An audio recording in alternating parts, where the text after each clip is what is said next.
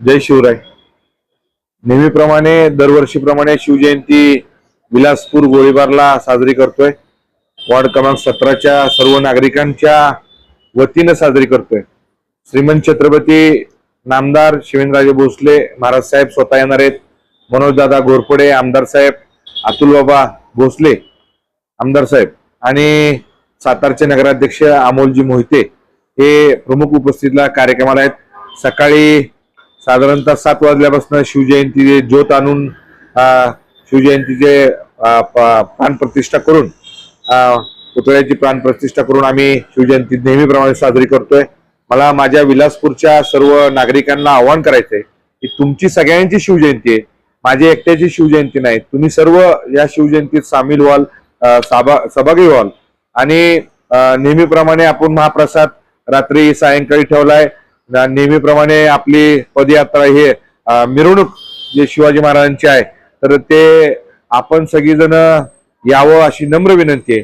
आणि सगळ्यांना विलासपूर गोळीबारच्या सगळ्यांना महाप्रसाद म्हणून आपण ठेवलेला आहे, ते बी महाप्रसादचा सगळ्यांना लाभ घ्यावा।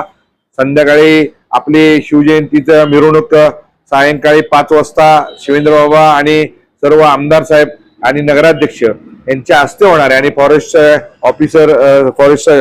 ऑफिसर साहेब ते बी असणार आहेत। आपण सगळ्यांना कळकळीची माझी विनंती आहे, ही शिवजयंती माझ्या एकट्याची नाही, विलासपूर गोळीबारच्या सर्व नागरिकांची शिवजयंती आहे। अध्यक्ष उपाध्यक्ष सगळेच या शिवजयंतीला सामील होणार आहेत।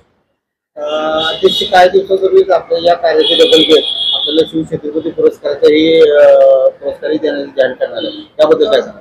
काय नाही, शिवछत्रपती पुरस्कार माझ्यासारख्या छोट्याशा फिरोज पठाणला, शिवाजी महाराजांच्या मावळ्याला आणि शिवेंद्रबाबांचा एक निष्ठावंत मी कार्यकर्ता आणि मावळा मला मिळाला, पण सातारकरांना बी एक अभिमान आहे आणि मला स्वतःला माझ्या विलासपूरच्या गोळीबारच्या सगळ्या लोकांचा अभिमान आहे। हे शिवछत्रपती पुरस्कार जो मला मिळाला हे माझ्या विलासपूरच्या लोकांच्या आणि वार्ड क्रमांक 17च्या लोकांच्या आशीर्वादाने मिळाला आणि माझ्या महाराजांच्यामुळे मिळाला। सातारा जिल्ह्यात कुठं नाहीये असा एक उपक्रम आपण हाती घेतलेला आहे, शिवछत्रपतींचं एक मंदिर बांधण्याचा आपण संकल्प केलेला आहे, त्याबद्दल काय सांगा?